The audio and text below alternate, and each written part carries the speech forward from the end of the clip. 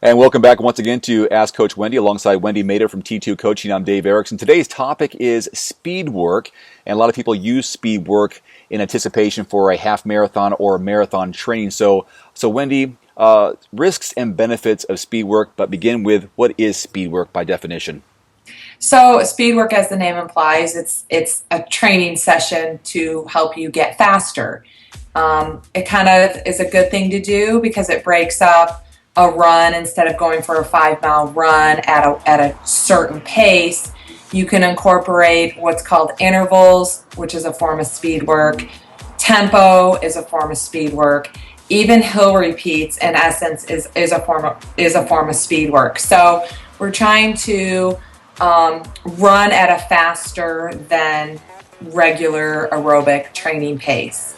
And again, when it comes to speed work, you want to make sure you're running at a speed based on your experience and goals. So a good way to gauge your speed is to do some sort of fitness test or running test, like a 5K race. So you can kind of break up that 5K speed race into various intervals and do a speed workout like at a track and run faster than your typical normal pace. So I've heard that maybe if you go to a track and you're doing mile repeats, that you do 1 mile at just a little faster than your goal pace, and then you jog for, let's say you run 8 minutes at a really fast pace, and then you walk or jog for 1 minute, and then you repeat. By the end of that workout, your overall average time is about the same or faster, surprisingly, than what you are anticipating your run to be. Does that make sense? That does make sense. So like when it comes to like a half marathon or a marathon, there's not as much speed as you would get when you train for a 5K or 10K.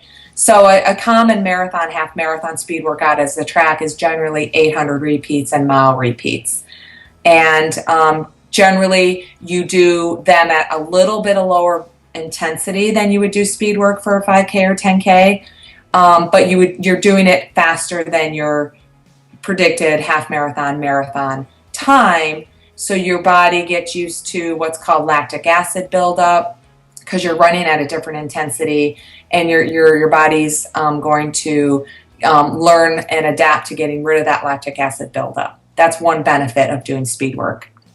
What's the downside of just getting out there and running at an average pace and staying that way the entire training session? So if I'm going out for a 6 to 10 mile run and I stay at the same pace the entire time, what's the negative of that over time? So there's not really negative as long as there's a benefit of it. So if you're going to do speed work, you're going to do short sessions, maybe 2 to 5 minutes long, maybe 10 minutes long with periods of recovery. If you're just going to go out and do a general 6, 8, 10 mile run at faster than race pace, that's almost a term we use called tempo. And that's just there's a different purpose for that type of workout. And the purpose is going to depend on the speed that you're doing that 6 to 10 miler at.